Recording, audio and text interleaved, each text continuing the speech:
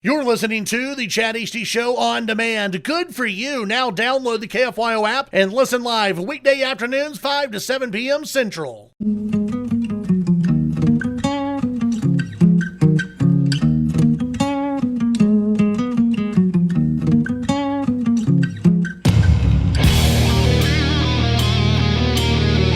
Broadcasting from the great state of Texas, this is the Chad Hasty Show. News and views with a Lone Star perspective. You can sound off during the show by sending Chad a text at 806-680-2790. That's 806-680-2790. Or call in at 1-800-687-0790. Now, here's Chad Hasty. Filling in today for Chad Hasty, it's cotton industry expert Steve Evans. Greetings and salutations, West Texas. Steve Evans in for Chad Hasty this evening. Happy to be with you today. And it's really nice out. It's Fat Tuesday, Nick. Mardi Gras. It's when you're supposed to go out and eat, drink in excess. I think that's what that means. Oh, my goodness. 806-680-2790. Do you do anything for Fat Tuesday?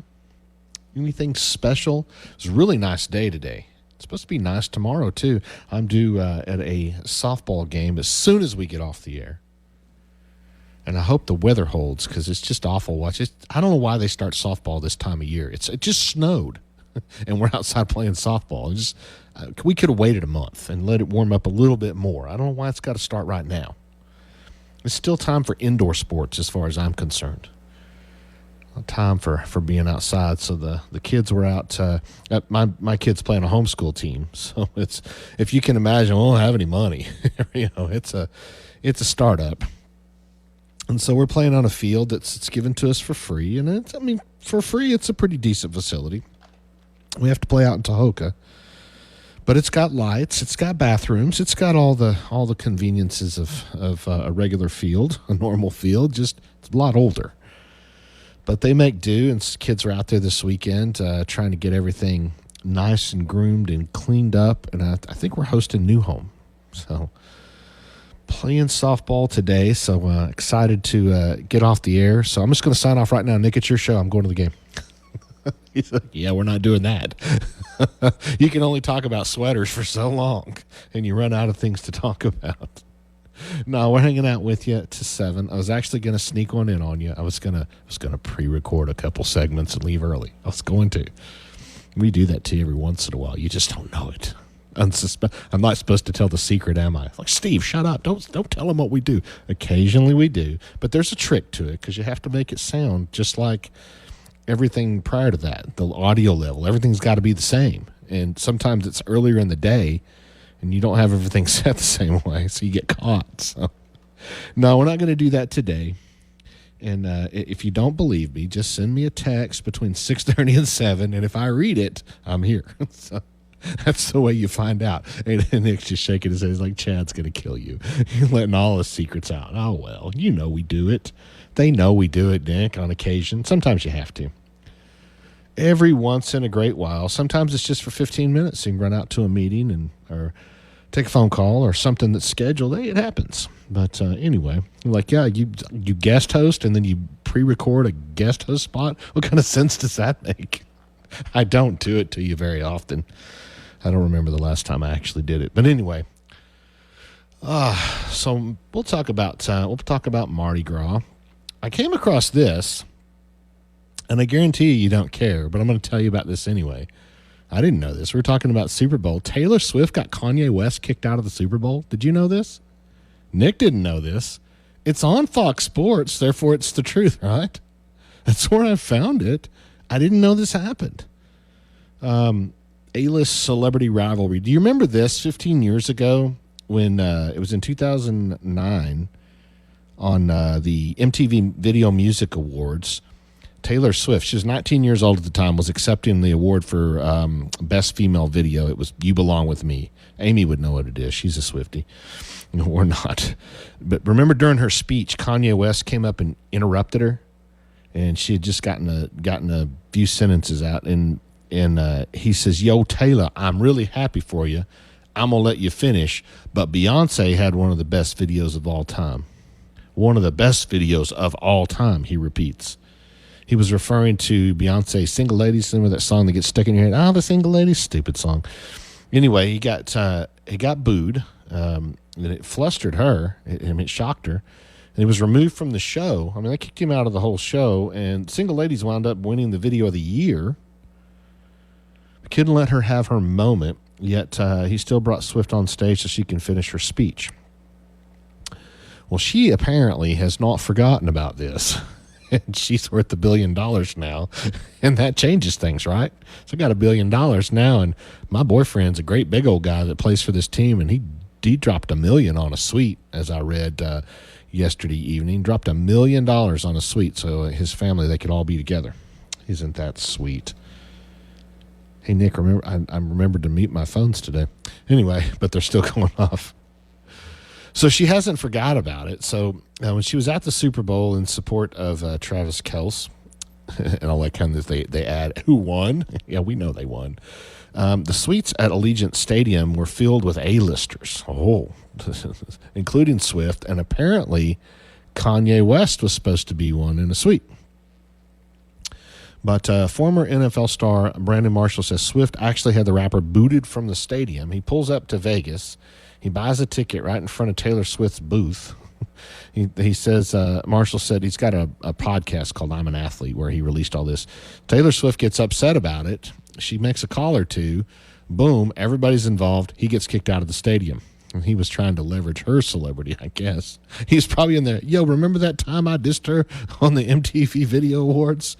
She'll want me around. So let's see. Yeah, we're going to leave that part out. And then they go on to say Kelce had 9 receptions for 93 yards. Swift was able to celebrate on the field, blah, blah, blah. Who cares? They always got to add the blah, blah, blah. Who cares in these stories? It's just, we already know all of this. It's like someone's reading it for the test. Oh, my God, the Chiefs won? I didn't know. 806-680-2790. So I'm interested, do you do anything for Mardi Gras? And some people get the king cake. You get the little baby in the king cake, and you're supposed to have good luck. Is that it? It's good luck, or is it fortune, or you're supposed to be wealthy? I don't know. What's the little baby for in the king cake? Also known as Shrove Tuesday, final day of Carnival, or Shrovetide before Ash Wednesday. Ash Wednesday falling on Valentine's Day too, which is kind of strange, a little early. Mardi Gras is French for Fat Tuesday, reflecting the practice of the last night of consuming rich, fatty foods in preparation for the fasting season of Lent. So you just gorge yourself and then you starve yourself. It seems real healthy to me. Why don't you just eat normal all the way through? That's not how it works, Steve. Okay. Related popular practice associated with carnival celebrations before the fasting and religious obligations associated with the season of Lent. In countries such as the UK, Mardi Gras is more usually known as Pancake Day, or traditionally Shrove Tuesday, derived from the word shrive, meaning to administer the sacrament of confession to absolve. A lot of traditions. Festival season varies from city to city. Some traditions, such as one in New Orleans, consider Mardi Gras to stretch the entire period from 12th night, the last night of Christmas, which begins Epiphany, to Ash Wednesday. Others treat the final 3-day period before Ash Wednesday as Mardi Gras. I can attest, they party for a month, at least. It's nonstop. You've got it doesn't matter what day in January you go. There's going to be a party going on. There's parades going on. It's not quite as big as when it actually ramps up to the full Fat Tuesday, and that's when it's just tonight in New Orleans. It's going to be something. That's when the big party is. But I've been there all the way through from just in January all the way into Mardi Gras, and it's a nonstop party. I actually had the kids with me one time early January. And it was just like random bands come walking in the lobby of the hotel, and they've got was it called the Second Line, the marchers that do all the weird dances and stuff. I mean, all in the lobby of the hotel, so kind of fun. They got to see that. In Mobile, Alabama, Mardi Gras associated social events begin in November, followed by Mystic Society balls New Year's Eve, followed by parades and balls in January and February, celebrating up to the midnight before Ash Wednesday. In earlier times, they would be held on New Year's Day. Carnival is an important celebration in the Anglican and Catholic European nations. Belgium, 3-day Carnival of Binche near Mons is one of the best known in Belgium. Takes place around Shrove Tuesday, just before Lent. Performers known as Gillies wear elaborate costumes in national colors of red, black, and yellow. During the parade, they throw oranges at the crowd. Doesn't that sound fun to get beamed in the head with an orange? In 2003, it was recognized by UNESCO as one of the masterpieces of the oral and intangible heritage of humanity. Let's see. There's too many to read here. Italy. Let's look at Italy. Also called Mardi Gras, Fat Tuesday, is the main day of Carnival, along with the Thursday before, called the Giovedì Grassa, Fat Thursday. They got to have 2 days, which ratifies the start of celebrations. Most famous carnivals in northern Italy are in Venice, Viareggio, and Averia. Sorry if you're Italian, I'm mispronouncing that. Well, in the southern part of Italy, the Sardinian Sartiliglia, well, they're really throwing the words at me today, are the intriguing, wear the intriguing masks, especially the mammoths, the Isidores, and a whole bunch of other words I'm not even going to try, are more popular belonging to the... I don't speak Italian, all right? Give me a break. It's a very ancient tradition. They also has the characteristic Battle of Oranges that finds its roots in medieval times. The Italian version is called the Festival spelled Carnevale. So anyway, interested on what you might do different for Mardi Gras, 806-680-2790. Got a few texts to get to. We'll get to those after the break. You listen to the Chad Hasty Show. Back in a minute. Stick around.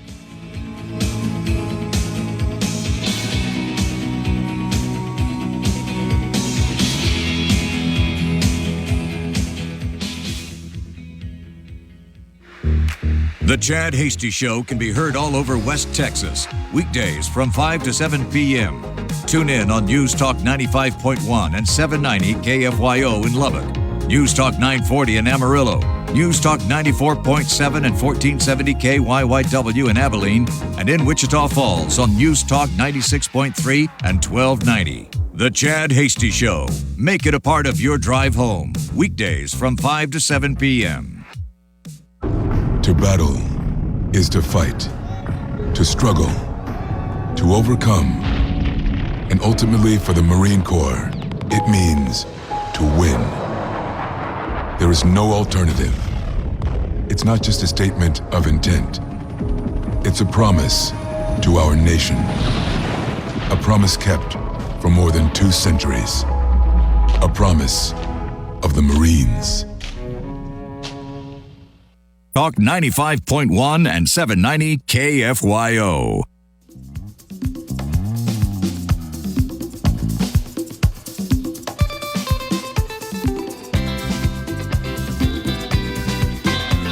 I'm not beating that song. What that is. Welcome back to the Chad Hasty Show. 806-6. We listen to great music during the break, and then we come back to this. 806-680-2790. Like to send us a message. 250 says, oh my God, Chiefs are not about football, just distraction of foolish people. What are you talking about? It's not distraction of foolish people. I like football on the Super Bowl Sunday. That's a distraction from what? From what? I'm dying to know, 250. 791 says, good to hear you again, Steve. Thought Chad said he'd be back Tuesday. Did he have too much fun? Mark in California. When he called me at 3 o'clock today, he was still drunk. So he couldn't do it. He's like, man, I was so drunk, Steve. I need you to go on. I can't do it. So I said, okay, I'll jump on, you know. I can pull a show together at the last minute. No, he actually, we put this out yesterday. He got, his flights caught him. So his flight out of Vegas home yesterday got delayed, and then he missed his Dallas connection. So I don't know. I haven't talked to him today, actually. Nick may have, if he actually made it back. Yeah, I haven't either. I haven't even checked Facebook. Surely he'll say, made it home or something. Picture with his dog. I don't know.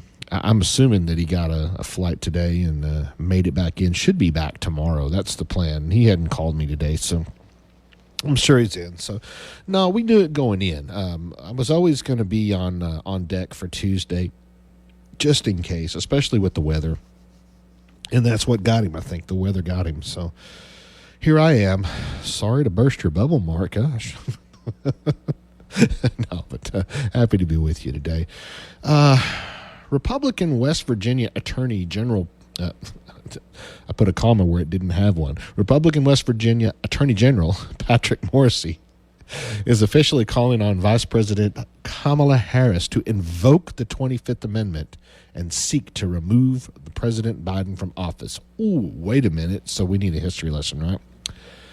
We need to go back and look at the 25th Amendment. So I'm your guy. We're going to do that. Section 4 of the 25th Amendment is what they're talking about. It addresses the case, I'm not going to read the text necessarily, of a president who is unable to discharge the powers and duties of the presidency but cannot or does not execute a voluntary declaration contemplated by Section 3.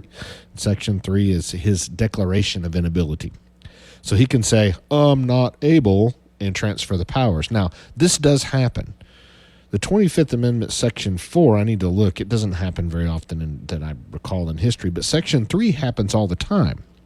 If a president's going to go in the hospital for a procedure or whatever, maybe he's going to be put under for a procedure, he's unable to be the president at that time, and he transfers power over to the vice president, or down the line of succession if that's what if they're both maybe there's a car wreck and they're both incapacitated, then it goes to the Speaker of the House. That's a voluntary transfer. Section 4 is involuntary. So if he doesn't execute it and everybody says, oh, wait a minute, he's not able. And let's say, for instance, and I seem to remember, I'm having deja vu. There was a time when the president actually, and I forget which president it was, they had to go have a procedure done. They were going to be put under. Everybody forgot. And while he was unable to be president, I think this was actually used. They just declared him unable, and then he could resume it as soon as he was. So it allows the vice president, together with a majority of either the principal officers of the executive departments or such other body as Congress may by law provide, to issue a written declaration that the president is unable to discharge his duties. Immediately upon such a declaration being sent to Congress, the vice president becomes acting president. So they just notify Congress, here it is. While, as with Section 3, the president remains in office, albeit temporarily divested of authority. They don't remove him from office, they just take his power away from him. Let's see. John Freerick, the principal draftsman of the amendment, writes that Congress deliberately left the terms unable and inability undefined, since those cases of inability could take various forms, not neatly fitting into a rigid definition, as in under anesthesia. The debates surrounding the 25th Amendment indicate that those terms are intended to cover all cases in which some condition or circumstance prevents the president from discharging his powers and duties. Giving commands to the person holding the nuclear football would be a big one. The device that can authorize nuclear launch. A survey of scholarship on the amendment found no specific threshold, medical or otherwise, for inability contemplated in Section 4. The framers specifically rejected any definition of the term, prioritizing flexibility. Those implementing Section 4 should focus on whether, in an objective sense, taking all the circumstances into account, the president is unable to discharge the powers of office. The amendment does not require any particular type or amount of evidence be submitted. This is the thing. It's kind of real broad here to determine the president is unable to perform his duties. While the framers did imagine that medical evidence would be helpful to the determination of whether he is unable, neither medical expertise nor diagnosis is required. So the other part of this, though, let's see. Let me back up here. Now I'm actually reading the text. Let me flip over to Cornell. When the president transmits to the pro tem, well, we'll just call it the vice president, pro tem of the Senate, which is the vice president, Speaker of the House, his written declaration that no inability exists, like I said, I'm fine, he shall resume powers and duties of his office unless the vice president, this is how they force it, and a majority of either the principal officers of the executive department or such other body as Congress may provide, transmit 4 days, blah, blah, blah, to the vice president or the speaker their written declaration that the president is unable to discharge his powers. It goes to Congress. Thereupon, Congress shall decide the issue, assembling within 48 hours for the purpose, if not in session. If the Congress within 21 days, I'm going to hit the break here in a second, after receipt of the latter written declaration, or if Congress not in session, 21 days, blah, blah, blah, you don't care about all the times, determines by a 2/3 vote of both houses that the president is unable to discharge the powers and duties of his office, he shall continue to discharge the same as acting president. Otherwise, the president shall resume the powers and duties of his office. So I'll read you the article on what the West Virginia Attorney General would like Kamala Harris to do. When we come back, time for news and weather, and we'll be right back. Stick around.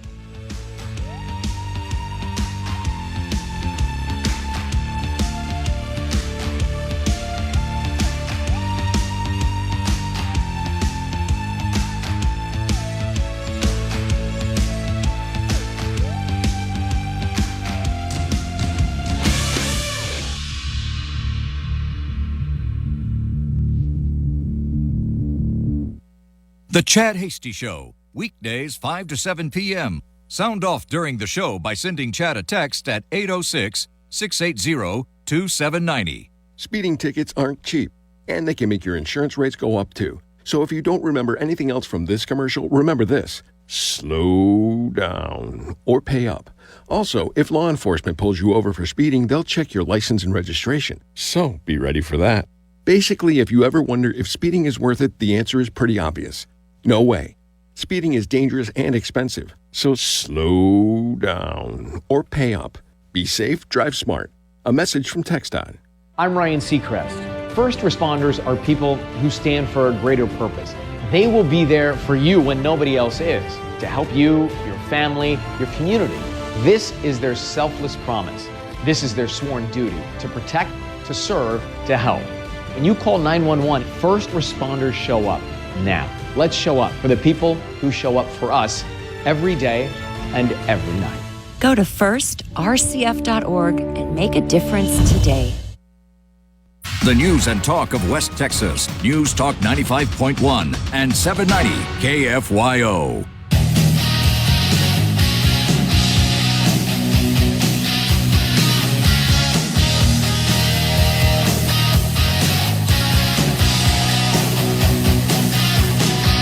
You're listening to The Chad Hasty Show.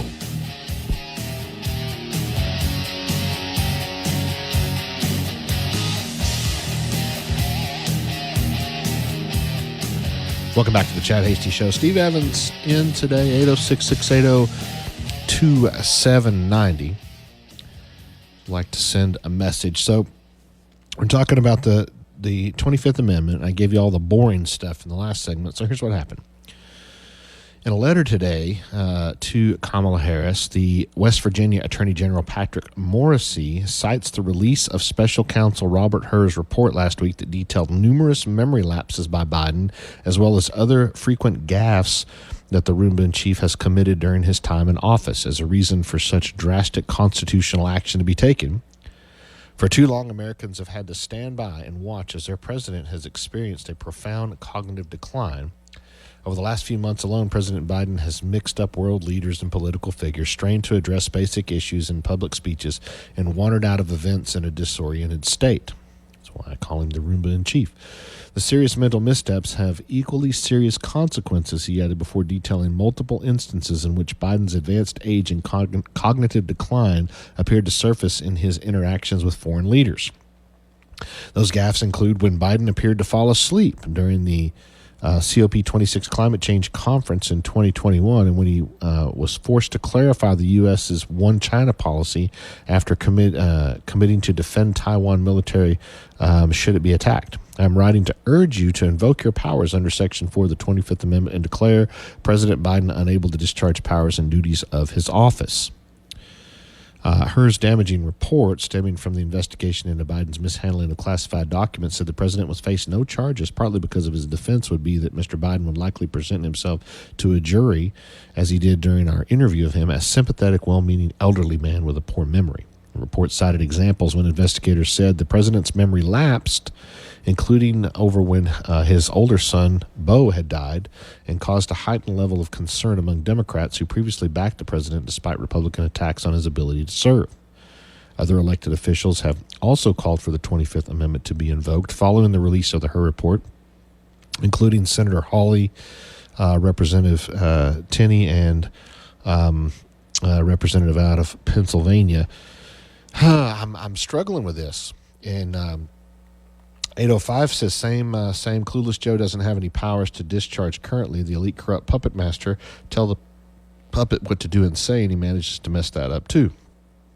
So the question is, should Republicans jump on board with this, or is this going to damage our chances? Do we let him just continue to falter and not go along with the Democrats? Because this is the Democrats' plan. The Democrats' plan is to hand it to Kamala Harris, and then there be something happen at the Democratic National Convention.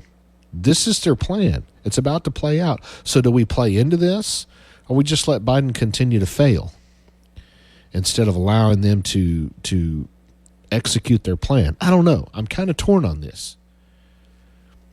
The presidency is serious. It's too serious to play politics with. It's too serious to play around with. And if he's not competent, can he issue? He's the president. So if he issues a nuclear strike, are they going to ignore him? Does he have the respect as a president now, or is any of the military leaders going to immediately question it and say, what are we doing? What if it's not even a nuclear strike? What if it's just a drone strike? What if it's a military action that he says, I don't care what the Joint Chiefs of Staff, I don't care what the advisors say, I want to hit this today, this is my decision. And they say no. We have a breakdown in our upper echelon, in our chain of command. And that's scary. So do we address it and say, let's remove the problem? Or do we just let it fester, hoping that we can make a strategic move and take the presidency if it helps? This is where I'm torn. Interested on your thoughts, 806-680-2790. I thought I had one. It's more football text. Swifties are not about football. Niners are football. Okay. Just football. Friday Night Lights. All right. I don't know. I'm struggling with this because I don't know what the end game is. And the Democrats don't do anything without an end game.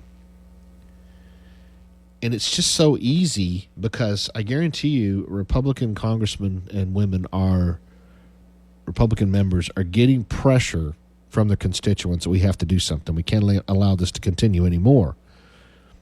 But is there a strategy? I haven't asked my congressman about this. He knows that Biden's dangerous. I'm sure he's going to be on the side of let's declare him incompetent. Another thing that could happen is they could throw Kamala Harris. She could take over and prove that she's not capable of being a leader. Let her give it a chance to show she can't do it, rather than get thrown into the position, say, in the convention, which I don't think they'll pick her. I don't think she's the favorite Democrat. I really think it's Michelle Obama or somebody equally as frightening. Hollywood said Biden needs to go. But does he need to go at all cost? I think the safety of the country is much more important than the political move, to be honest with you. At the end of the day, the safety of the country's got to be first and foremost. But what if it's going to propel the Democrats into the presidency and not Donald Trump?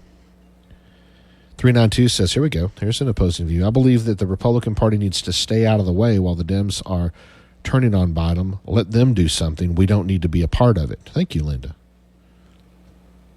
See, that's interesting. And this is I'm struggling with this. But I still know that we've got so much more in play. There's so much damage that can be done between now and January. A lot of damage. And that's the part that scares me a little bit. That's the part we need to be careful with. Anyway, let's see. We're up against break. Your thoughts, 806-680-2790, on whether Kamala Harris should gather and invoke the Section 4 of the 25th Amendment or not. Let's see. Get one more in before we go to break. 466 safety first. And see, I'm kind of leaning towards that. Because breakdowns, again, breakdowns in our leadership, breakdowns in the command structure are not healthy. And they set a precedent, too, that the command structure can say no to the president. We get used to that, and we don't want to do that. So anyway, let me grab one more, Nick, and then we'll go to breaks. 250 popped in. Let those fools play their hand. No, that's two. Want to let them play their hand. Go ahead and fire off the break. It's the Chad Hasty Show. Steve Evans in with you. Back in a moment.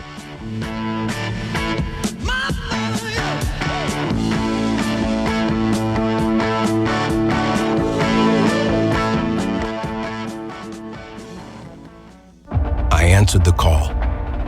Together, we fought for our nation and its people. And even though I no longer wear the uniform, I am still a Marine. My service has come full circle. I will continue to support my country and my community. Then and now, Semper Fidelis remains my promise.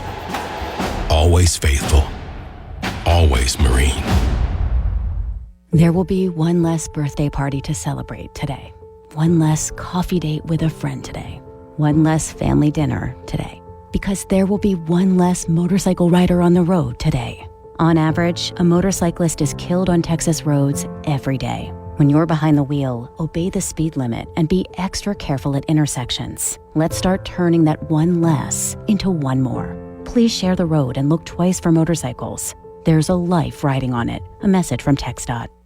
For Hannity, Hasty, and Barry, News Talk KFYO.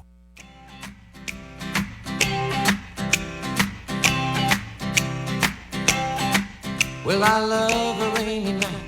I love a rainy night. There's a little Eddie Rabbit for you. Welcome back to the Chad Hasty Show. Steve Evans hanging out with you. 806-680-2790. If you'd like to send us a message. Quite a few texts during the break. Let's see. Hollywood says China could invade Taiwan. Oh, yes, they could. I've been there. I was sitting in a guided missile destroyer off the coast of Taiwan the last time they started lobbing missiles at them. They're absolutely capable. They want to control. Taiwan's got, they've got factories. They've got production. They have exports. That's where all your rubber chickens come from. 250 says Paul the Plumber. Okay, kind of random. Thank you.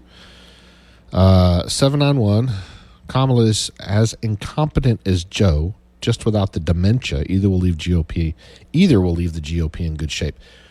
Is she as incompetent as Joe? I don't know. She might be more competent. I don't think she's got the experience for the job. I don't think she's qualified for the job, but she's qualified in the fact she can get elected. And she's of age to take the office, so I guess that qualifies her. But do the people that are in command now, i.e., I do think it's Barack Obama, that are pulling Joe's strings, do they want this to happen?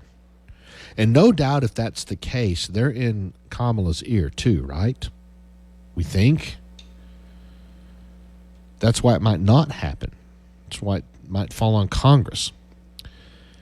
Linda says, I know the safety of our country is definitely in dire straits with this fool, but the ball is in the Democrats' court. They need to decide what to do and do it because if we put our toe in the water and everything goes south, it will be our fault. We don't want to go there. It's going to be our fault anyway. 831. Even though you're talking about the 25th Amendment, I want to know your thoughts on foreign aid that passed through the Senate. Coming up later. So don't get ahead of me. But we do have breaking news. So evidently someone went in and read Joe Biden the letter from the West Virginia Attorney General to Kamala Harris and said, listen, Kamala Harris may be thinking about declaring you incompetent and taking your power away. Here's his response.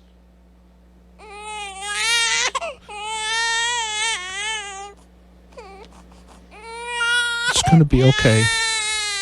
It's going to be all right. It'll be fine. Don't worry about it. He wouldn't even know it happened. He'd be like, well, I'm not, he'll still be the president. I guess he still gets to stay in the White House. He won't know the difference. He'll be like, okay, it's January, sir. It's time for you to leave. Okay, here's your ice cream. Here's your special milk that tastes funny. Come with us. And they'll just whisk him away. He won't know the difference. I think it's that bad. I do. I don't think he knows where he's at. I think there's somebody literally. You ever go, like, those of you with parents will get this. Like, if your kids dance ballet when they were real little, you always had the teacher standing just off stage doing the dance with them. So if they got messed up, they could just look over to the side and then pick it back up. That's literally what's being done with the presidency right now. There is somebody sitting just off the curtain doing the dance and waving at him. They've probably even got giant cue cards that are probably just emojis so he can really understand. It's probably not even words he has to read. They've probably got one that says, walk this way, because the Roomba takes off after he gets done with the speech and bounces off the walls. They're waving the sign, walk this way. And maybe they're moving it around. I don't know. I don't know which way to go. I truly think it's that bad. When you watch him walk across the South Lawn, headed out to the helicopter, he's high stepping. He's, people will holler at him. He smiles. He doesn't. It's like they grab him just inside and say, "Okay, you see that big green helicopter out there, Joe? Walk high step. You don't want to fall. You don't want to slip like on the steps up Air Force One. Now walk high step and go straight over to that Marine saluting you. Can you do that? Yeah, attaboy. Go get him. Go get him, Tiger." I think it's that bad. It's sad that's what's running the country.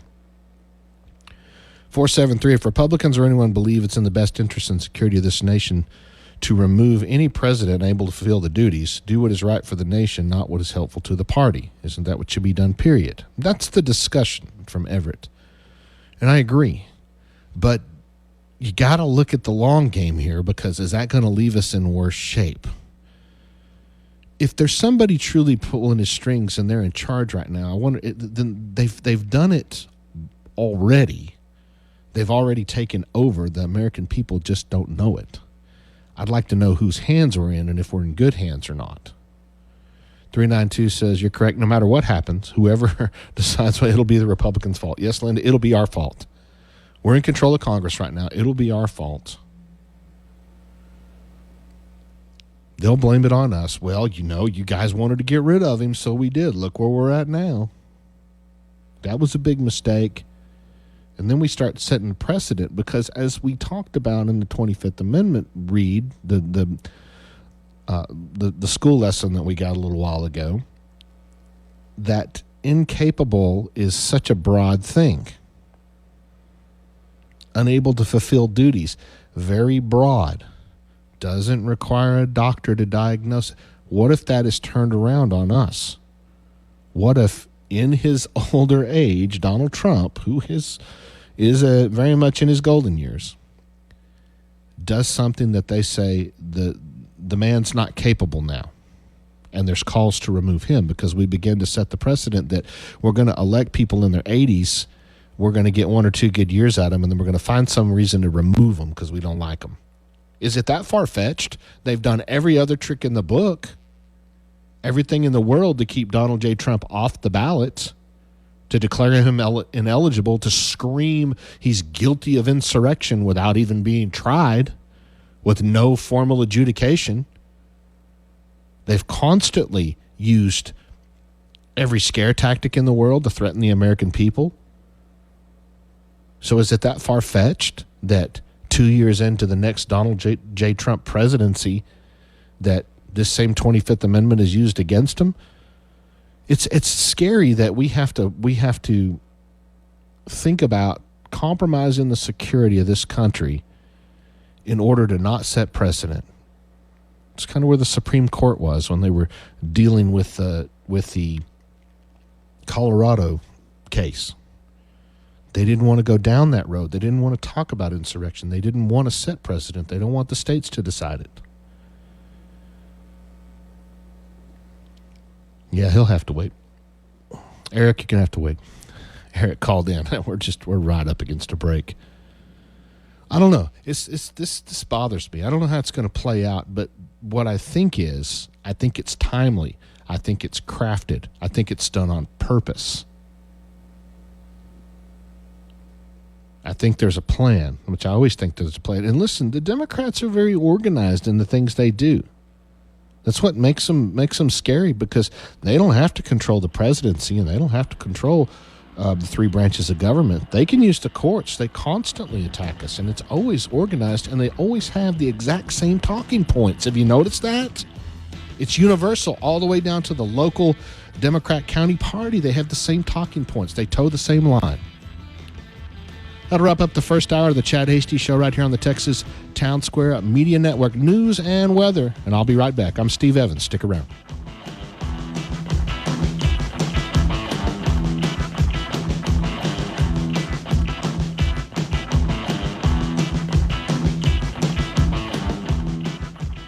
The Chad Hasty Show, a presentation of the Texas Town Square Media Network. The views and opinions expressed during the Chad Hasty Show are not necessarily the views of this station staff, management, advertisers, or Town Square Media.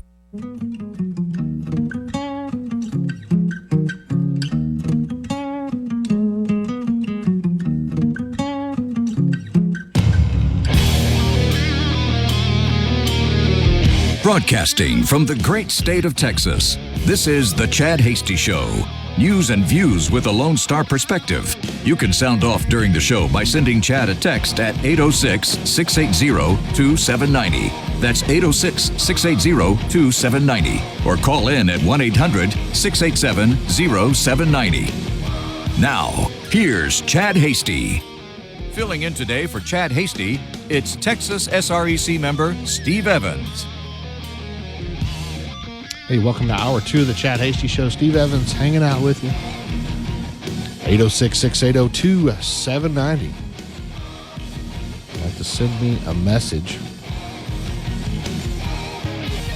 Got one right off the top of the hour from 632. Listener Jim in South Lubbock. Convinced the useful idiot Biden border crashing is a scheme to have illegals flood the election with illegal votes to rig all upcoming elections. A lot of areas in the country are pushing to let illegals vote. Yeah, I said illegals. I agree with you. Is that Biden's plan? Or is it somebody else just using him? I don't think Biden, again, I don't think he's competent to do anything. Someone else is running the country. My big question, though, still remains, is Kamala Harris in on it? She could be. And it actually plays into it for her to leave the president alone. Because if they've got this set up, they're getting what they want. I assume they are. Why mess with it? I don't know. We'll see. I think something's coming. Something's going to happen. And I think they'll delay. I think they'll wait till after the primaries. They'll get the convention cycle going, and then something will happen during the Democratic National Convention. I'm not the only one. I mean, everybody's talking about it. Anybody who's anybody's talking about it, of course. Oh, all right. Let's shift gears. Well, here's another Biden. Let's see. Is that the one I wanted? Hunter Biden's just, there we go. Hunter Biden's phone contained multiple photos of cocaine, crack cocaine, and drug paraphernalia, according to the Department of Justice. Dude, is President Biden letting them attack his son? His Department of Justice is doing it. His iPhone had pictures of apparent cocaine, because they can't test it on the phone. According to the DOJ, the president took multiple photographs of his alleged drug use in November and December of 2018. Like, who cares at this point? The news comes as Hunter was charged with lying about his drug use on a federal form. The DOJ allegedly showed the images in court to prove that Hunter was addicted to drugs when he answered no to drug use. It's like we're not even surprised now. This is one of those things we're just using to distract you with something else. Let's see. Biden needs to let Muffin take over as president. Hollywood. 204. Republicans should let them play this out. In the end, regardless of who they put there to take his place, the one behind the curtain pulling the strings remains the same. Does it? Again, if Kamala Harris is on board, then yes. If not, there could be a resistance to the fourth branch of government, the deep state. This means nothing will change. Nothing will change from what it is right now, except there will be a different puppet Republicans are playing into their hands if they go ahead and try to remove him. It's exactly what they want. So I'm kind of thinking it is.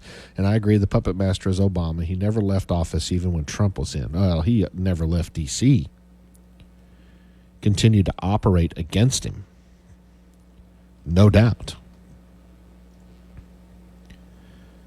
I like how Fox said the Hunter Biden thing was breaking news. Nobody cares. That's not breaking news. It's like old news. Okay, as promised, the U.S. Senate passes $95 billion in foreign aid package. House Speaker cast doubt on bill. U.S. Senate's $95.3 billion foreign aid package is passed. Finally passed, as it's written. Receiving scrutiny from some Republicans, not only for excluding the southern border, but for an alleged lack of oversight protections or how the federal dollars will be spent by Ukraine, Israel, and Taiwan. The bill includes $60 billion in aid for Ukraine, $14 billion in support to military operations in Israel, and more than $8 billion to Taiwan and its operations in the Indo-Pacific. The proposal passed by a vote of 70 to 29. The yes votes included 22 Republicans with notable names like Senator Cornyn, Mitt Romney, Mitch McConnell joining the Democrats to pass the bill. On the Senate floor, Romney called it the most important vote we'll ever take as United States senators. Idiot. Romney was one of the 50 A's in the foreign aid bill bundle that failed to pass a procedural vote last week. 3 members of the Democrat caucus, Bernie Sanders, he's still there, Murkey and Peter Welch, sided with the nays, which included Senator Cruz, J.D. Vance out of Ohio, Mike Lee, and Rand Paul. Is that Eric? Go ahead and throw him on. Hey, Eric, you're on the Chad Hasty Show. Hey. No, I called Jody's office last week when the report came out about his competency, and also Ted Cruz's office. And I said, you guys need to get ahead of this. You need to get on TV and show up and say, this guy needs to go because his incompetence is on full display, not just for us, but the rest of the world. And you're going to look weak if you don't. And here we are. We have with the Democrats saying, you know what, we're just going to roll them ourselves because that's what we do. We're going to roll our own party because we're strength in numbers. We stick together, and we're going to call our own. And here we have the Republicans in power, playing enough numbers, and they're in a closet shivering to death. It just amazes me. So you're of the opinion that the Republicans need to go ahead and act and remove Biden? If we had a Republicans with a spine, I would definitely say that, yes.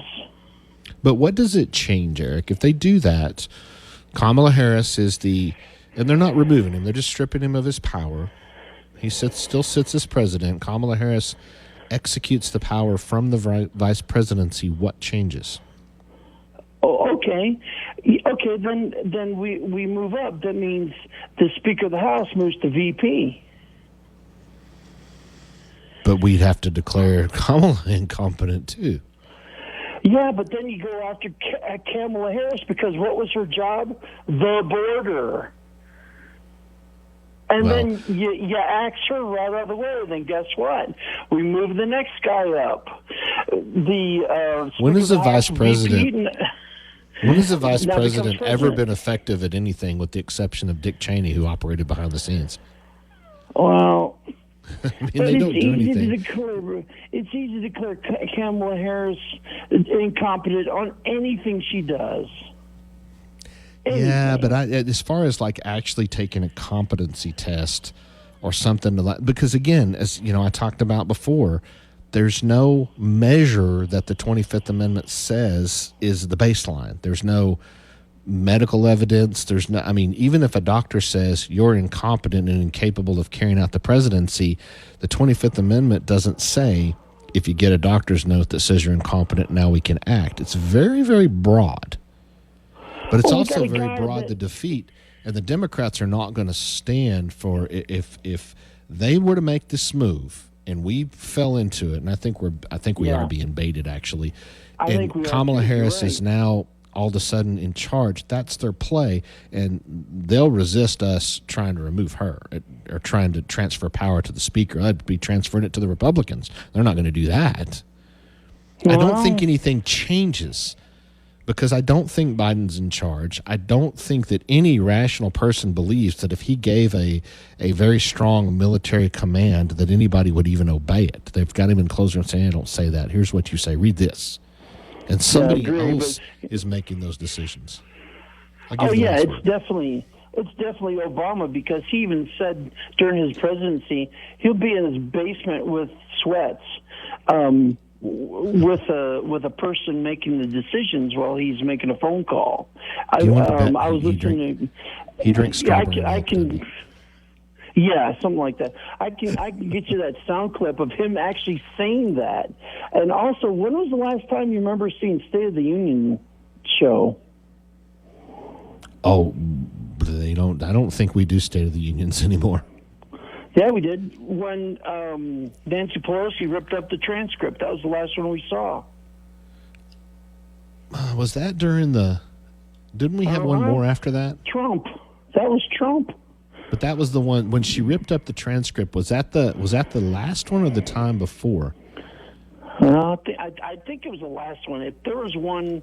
There was the one when they awarded Rush Limbaugh the award. And then the one before that, I was there. I was sitting in the gallery. Nice. I can't remember. I get them confused. But I remember her going. I remember laughing about it because she had this great big printed transcript. You know, it looked like a menu, a restaurant menu, and I kept making the joke. She's ordering another vodka Collins, and her bartender AOC is shuffling drinks in the back. You know, I remember thinking that. But anyway, I got to take a break, Eric. Thanks for calling in. Appreciate you. Our country's being run right into a ditch or a wall or whatever, but it's not looking good. It's not looking good, my friend. Hey, thanks for calling. Hey, this is the Chad Hasty Show. We'll take a quick break. I'm Steve Evans. Back in a moment.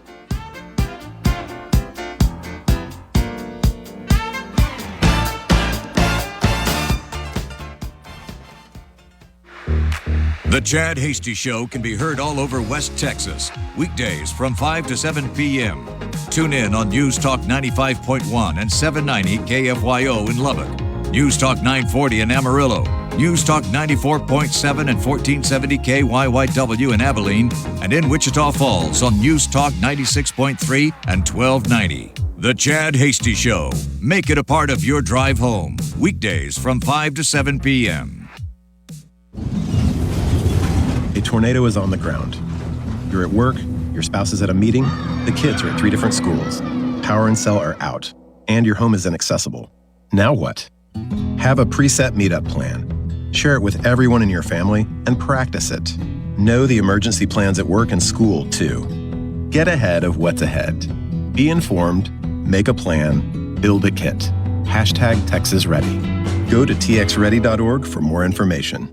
Travis and Buck Sexton, weekdays at 11 a.m. on KFYO.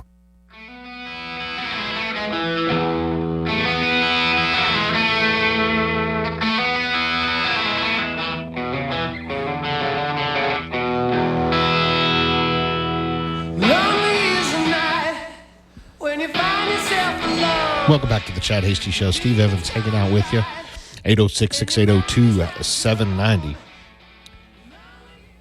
Did a little reading during the break. The 25th Amendment, Section 4, has never been used. They almost used it when Ronald Reagan got shot. But the order was never signed, granting H.W. Bush temporary power. 791 says, if Biden was convinced to resign, Kamala becomes president, the Democrats get to put a potential candidate in as VP. But the 25th Amendment, Section 4, doesn't make the president resign.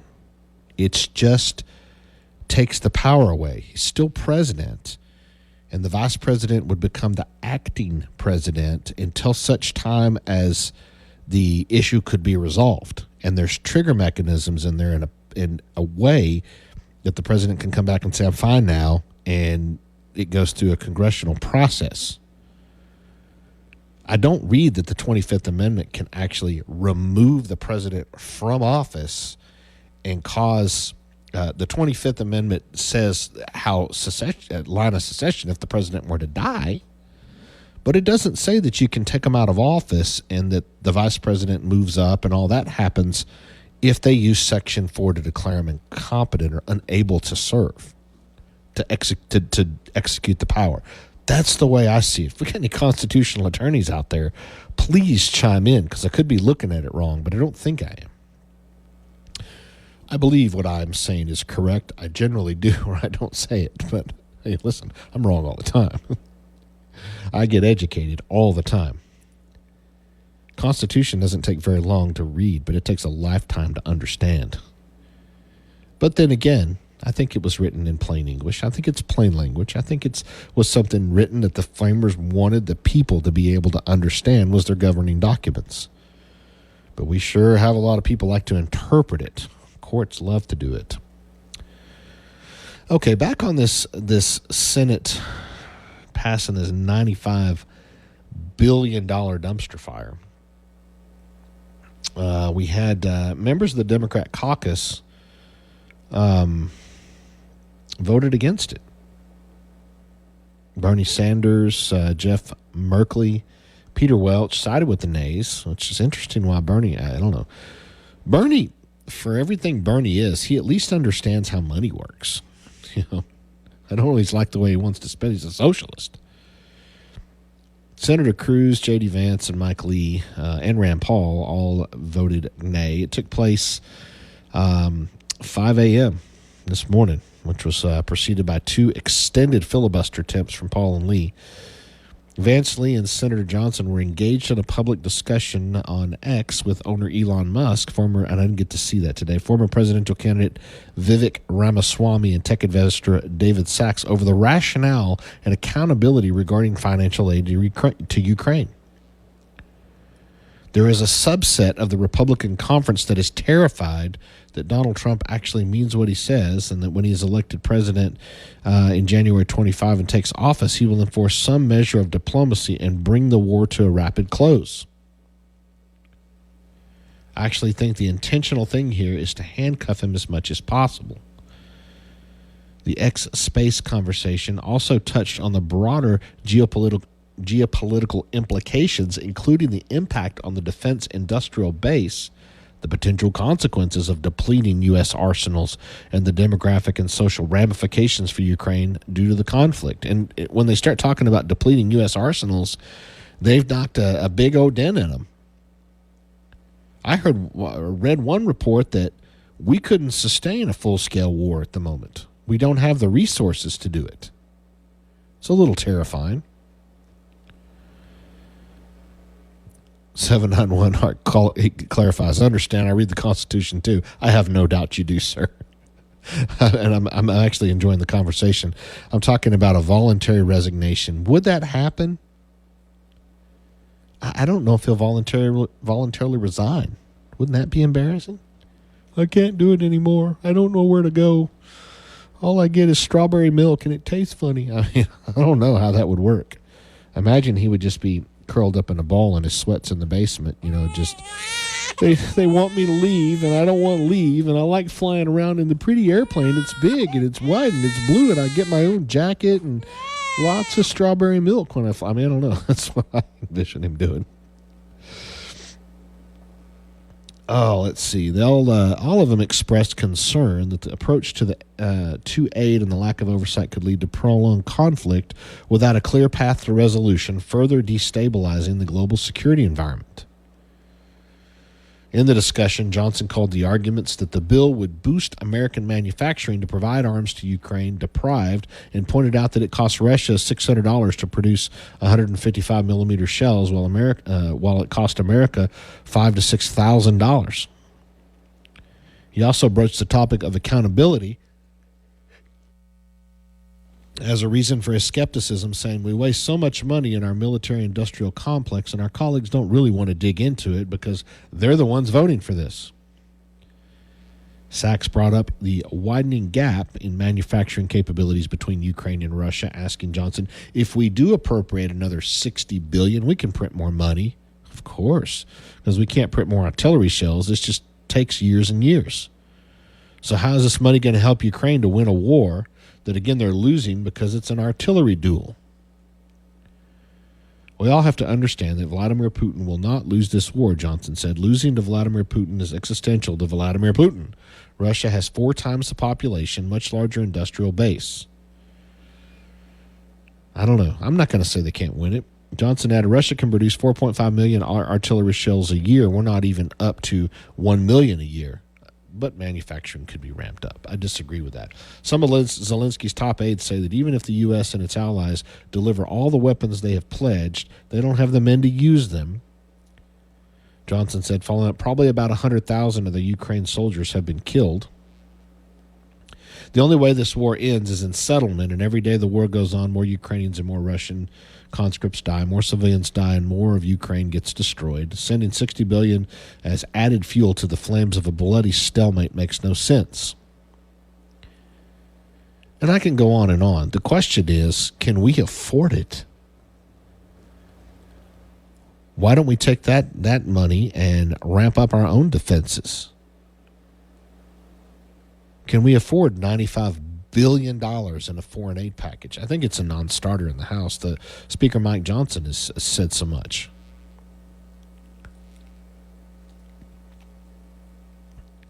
I don't know. Your thoughts, 806-680-2790.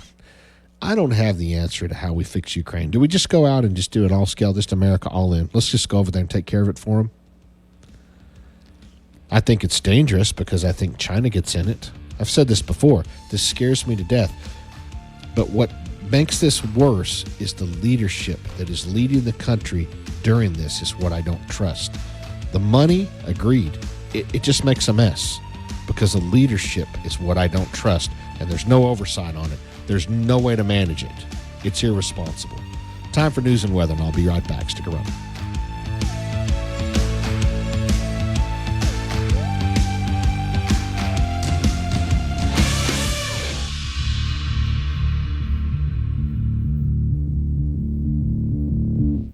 Call in to the Chad Hasty Show at 1-800-687-0790. The Chad Hasty Show, broadcasting on the Texas Town Square Media Network. Today's markets from the Texas Department of Ag. Well, howdy, neighbors. Texas feeder catalogs are boiling prices steady to $10 higher. Cattle futures were down, though. February live cattle futures down 50 cents, closed at $183.75. March feeder cattle futures down 82, closed at $248 a hundred. March cotton futures up a point, closed at 91.52. March wheat futures down 4 cents, closed at 5.94 bushel. March corn up a penny to close at 4.30. And March soybean futures down 7 cents, closed at $11.86 a bushel. March soybean meal futures down $4 and a dime, closed at $344.80 per ton. February class 3 milk futures down a couple of pennies, closed at $16.19 a hundred. March crude oil futures up 95 cents, closed at $77.87 a barrel, and the Dow Jones is down 524 points, closed at 38,272. And that's the market roundup from the Texas Department of Agriculture. I'm your commissioner, Sid Miller. And remember, friends, Texas agriculture matters. So, The news and talk of West Texas. News Talk 95.1 and 790 KFYO.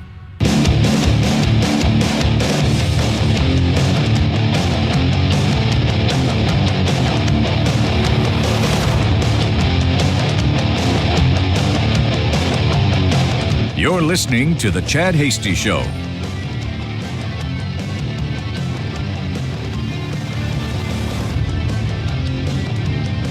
Hey, welcome back to The Chad Hasty Show. Steve Evans hanging out with you. 806-680-2790. If you'd like to send a message.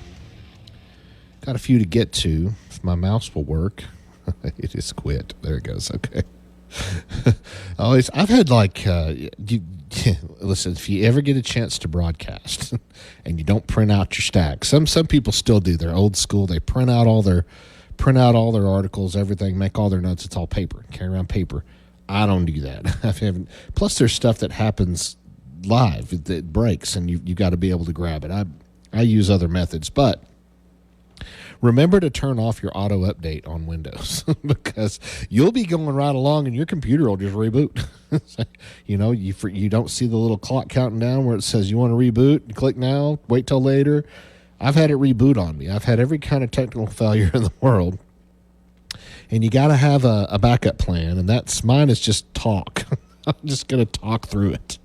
So anyway, hasn't happened today, but my mouse quit there. I thought I was going to have to make a run for a battery pretty quick. All right, 466, let Europe take care of Ukraine. Are they capable? Does that spill over? 778, I believe some of the money to Ukraine will come back to the Democrat Party. Oh, it probably will because there's not a lot of oversight on it. Why do our Democrats feel the need to support other nations but not our own border? Brady from Slayton. And I think that's why it's a non-starter in the House.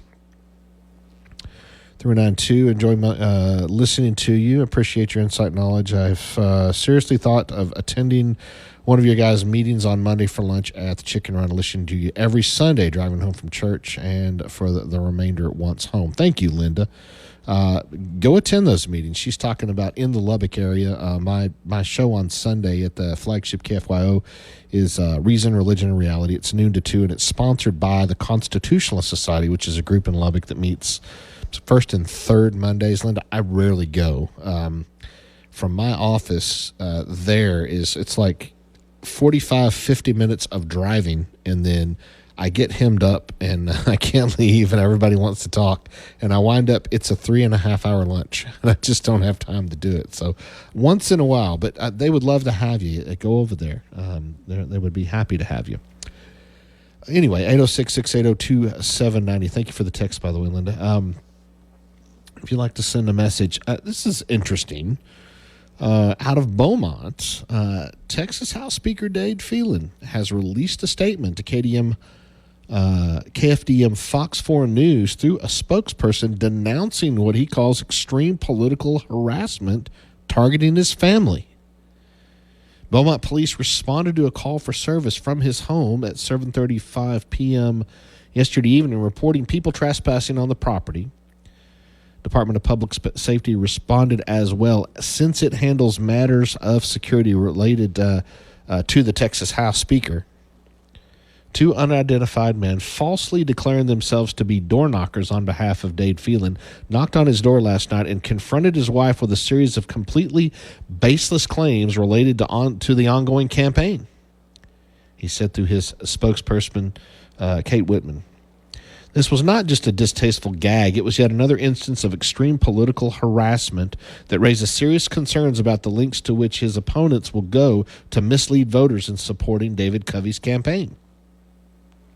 This episode is part of a disturbing pattern following closely on the heels of an outspoken David Covey supporter recently arrested after issuing terroristic threats against Dade Phelan on social media. The statement continued, the persistence of these imposters on the Speaker's property compelled the intervention of law enforcement, and Speaker Phelan and his family are grateful for their swift and effective response. Targeting, harassing, and intimidating a candidate's family is an egregious violation of security and civility and must be denounced in the strongest possible terms. Such dirty, underhand tactics have no place in politics. Fox 4 reached out to David Covey. David Covey is a friend of mine, by the way. Known him for a while. I've backed him in his bid for state party chair. I don't believe that he personally would have a hand in this, as he's going to say here in a minute. But that doesn't mean, you have to be careful. When you go to run, you have to look at whose money you're taking and who's behind you. Who's paying for it? The tactics that they use. The best way to do it, if you can afford to, is go out and raise your own money and run a clean race. I don't like negative races. I don't like people who play dirty politics. I've never liked negative campaigns. I've backed away from negative campaigns. And there's a lot of times when there's someone holding so much negative dirt on somebody, and they stand up because they just won't run a negative campaign. And I don't believe for a second that David Covey, knowing him and his wife and his family, that he would be involved in this. But again, when you start, you don't know whose money you're taking and what links they would go to. And this is absolutely despicable, in my opinion. Love or hate Dave Phelan, love or hate David Covey, there's absolutely no excuse for engaging somebody's family. That's ridiculous. That's what we've become. That's what we've resorted to. It saddens me. David Covey's campaign sent us a statement saying it had no knowledge or direct involvement. It probably didn't. In the events at Speaker Phelan's home, 2 marked DPS units remain parked near the home Monday night following the trespass report. Will probably be someone there for a while. He's running for re-election to his seat in House District 21. Republicans David Covey of Mauriceville and Alice Davis of Jasper County are running in the primary election. The Covey for Texas campaign had no knowledge or direct involvement in the events at Speaker Phelan's home. Covey's campaign campaign responded when Fox 4 reached out. Harassment and threats have no place in politics, and I believe he feels that way. My campaign is about promoting conservative policies and restoring true representation to Southeast Texas. The volunteers associated with my campaign believe in our goals and treat prospective voters with the utmost respect. We'll continue engaging with voters in a way consistent with our values. The DPS released this statement about its response. On Monday, February 12th, the DPS troopers assisted the Beaumont Police Department with an incident at House Speaker Dave Phelan's residence. The incident involved trespassers who initially refused to leave the property. When troopers arrived shortly after the call, trespassers had left the scene. DPS takes all matters of personal security and public safety very seriously. We'll continue to work with the Speaker and his staff to address any additional concerns. At this time, no arrests have been made related to Monday's incident. No additional information is available. I don't know who it was. But again, I don't think Covey himself or his campaign per se sent people out to harass. He's a family man. That's not the kind of person he is. But again, careful whose money you take, because you don't know the links that they would go to do, because sometimes that's just out of your hands. You've got PACs out there putting out messages that the PACs don't engage with the candidate. They raise money and do their own thing to support a candidate. Every big candidate's got, I'm not saying that Covey has a PAC doing this necessarily. I'm not implying it because I don't know. I can guess. But every big candidate out there has got a PAC. I mean, right now, if it wasn't for a PAC, I wouldn't have any Ted Cruz signs. Wouldn't have his campaign signs. The PAC is able to pay for them and put them out. But again, it's sad that this has to happen. Absolutely despicable. That's a better word. Let's take the break. Be back to wrap up the show after the break. 806-680-2790. I'm Steve Evans. Be back in a minute.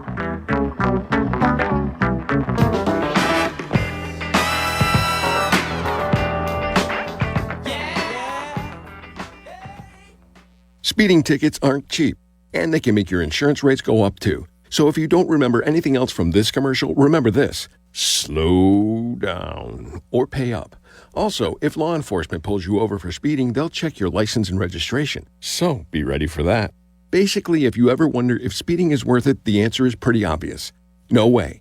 Speeding is dangerous and expensive. So slow down or pay up. Be safe, drive smart. A message from TxDOT. We live Texas, we breathe Texas. The landmarks, the swagger, and the lore make us who we are. We devour the tastes and the smells of our state. You just might say there's something in the air. So do your part to help protect it.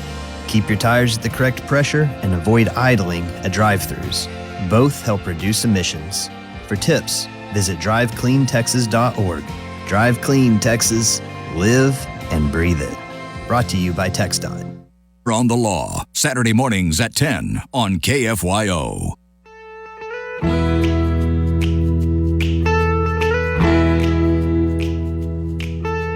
Hey, welcome back to the Chad Hasty Show, 806-680-2790. Get that last minute text in, because as soon as we close, I'm darting out of here. I got a softball game to get to, and I'm already late. I'm hoping they don't notice I'm not there. 791 says, the country has become so disgusting politically, I don't know anymore how we back away from this behavior. It's a fair statement. People are becoming militant. And we've got new blood, not necessarily young blood. We have new blood showing up in the political arena, energized because people are deeply concerned with the country. But the problem is a lot of folks they're getting involved because they're just so angry and are ready to scream and holler and burn the boats, tear the walls down. A lot of them got energized when Trump lost his last election. Firmly believe it was stolen. Firmly believe that every voting machine in the nation is rigged. These are reasonable, rational people that have not been involved in the process. It's been general average citizens that show up to vote, go home, watch the news once in a while, and live their life. And a lot of them have their kids raised and they have time on their hands, have a little bit of disposable income to impact elections or impact campaigns, and they're involved, and they're upset, and they're angry, and don't realize that you can't scream and holler, and you can't get the torches and the pitchforks out. That's not all. There is young blood, young new blood. And generally you see that things like people showing up at a candidate's house to think it's funny, but to think it's the right thing to do, that it's that critical that we're going to go threaten that candidate. Don't run. We've seen calls. I mean, it's absolutely irresponsible to scream and holler and say, storm an elected official's house, take up arms.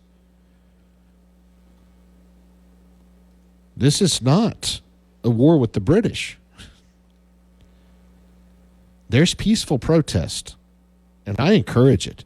Peacefully protest. I believe that's what January 6th started out to be. I think there was instigators that got the crowd wound up, that made it worse.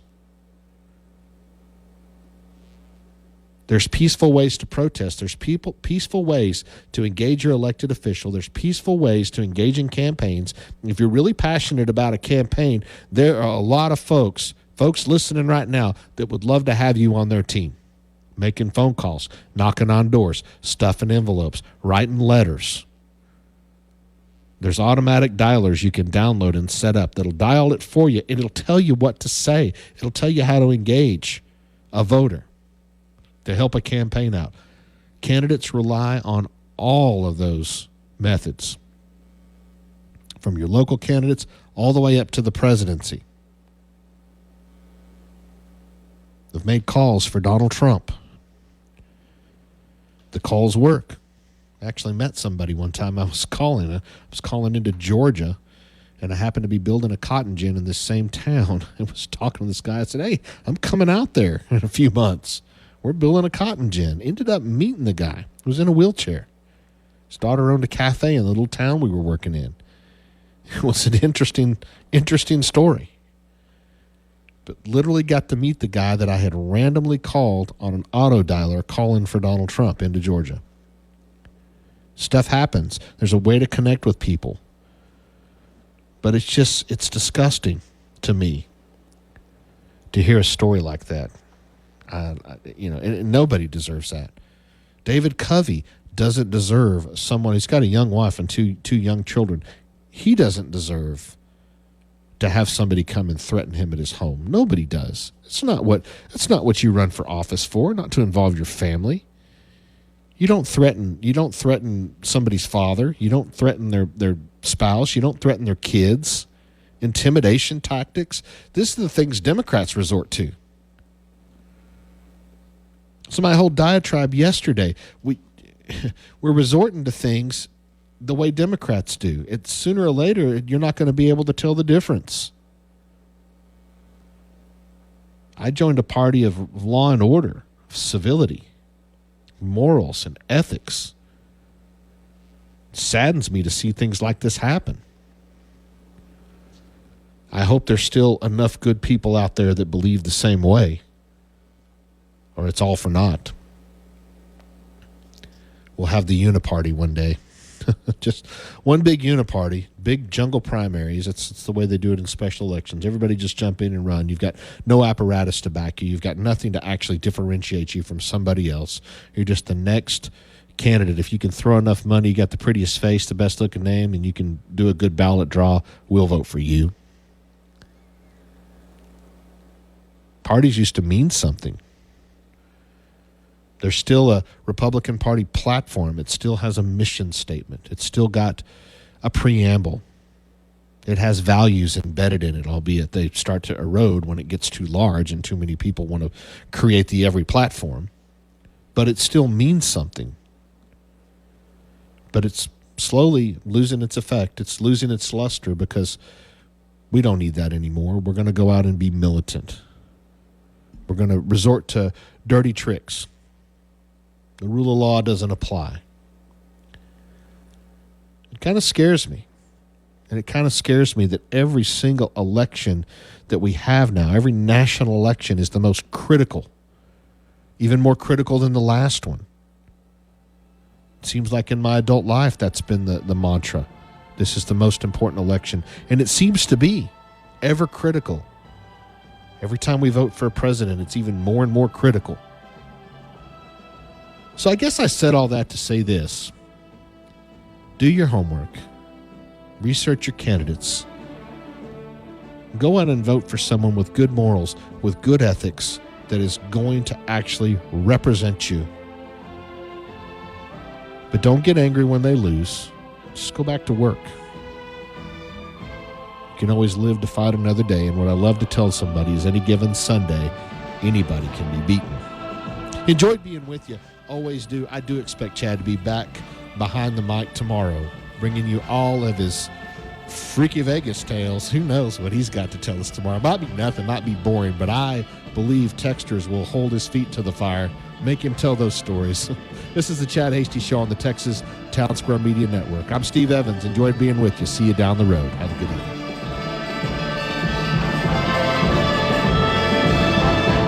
The Chad Hasty Show, a presentation of the Texas Town Square Media Network. The views and opinions expressed during the Chad Hasty Show are not necessarily the views of this station staff, management, advertisers, or Town Square Media.